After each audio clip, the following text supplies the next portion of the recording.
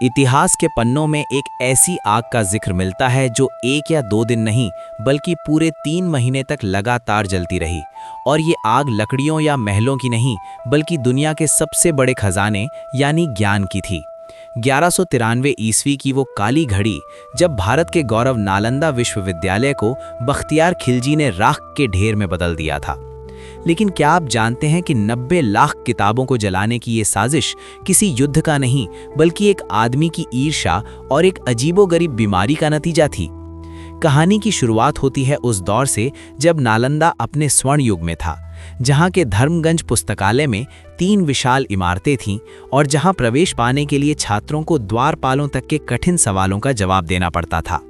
सब कुछ शांत था, लेकिन सरहद के उस पार तुर्की आक्रमणकारी बख्तियार खिलजी मौत के बिस्तर पर पड़ा तड़प रहा था।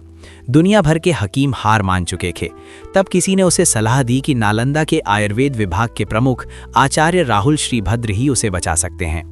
खिलजी को यह बिल्कुल गवारा नहीं था कि एक भारतीय वैद्य उसके शाही हकीमों से बेहतर हो। उसने अपने अहंकार में आचार्य को बुलवाया तो सही, मगर एक खतरनाक शर्त रख दी कि मैं तुम्हारी दी हुई कोई भी भारतीय दवा नहीं खाऊंगा, और अगर तुमने मुझे बिना दवा खिलाए ठीक नहीं किया तो तुम्हारा सर धड़ से अलग कर दिया जाएगा। ये शर्त नहीं बल्कि मौत का फरमान था। चारों तरफ सन्नाटा छा गया, लेकिन आचार्य राहुल श्रीभद्र ने शांत भाव से इसे स्वीकार कर लिया। कुछ दिनों बाद वे खिलजी के पास कुरान लेकर पहुंचे और कहा कि सुल्तान, आप बस इस किताब के कुछ पन्ने रोज पढ़िए, आप ठीक हो जाएंगे। खिलजी ने मजाक समझते हुए पन्ने पलटे और पढ़ता गया, और देखते ही देखते चमत्कार हुआ, वो ठीक होने लगा।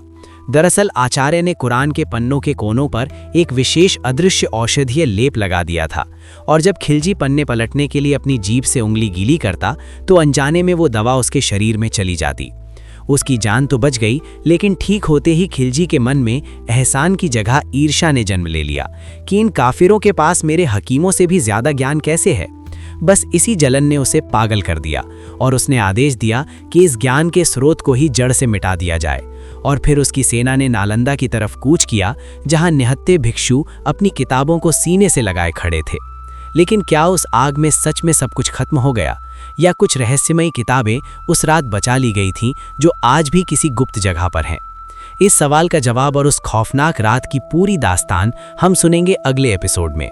अगर आपको भारत के इतिहास की ये रोंगटे खड़े कर देने वाली कहानी पसंद आई हो तो इस एपिसोड को अभी लाइक करें, अपने दोस्तों के साथ शेयर करें और कमेंट में जय हिंद या नालंदा लिखकर अपना समर्थन दें, ताकि हम इसका अगला भाग जल्द से जल्द आप तक ला सकें।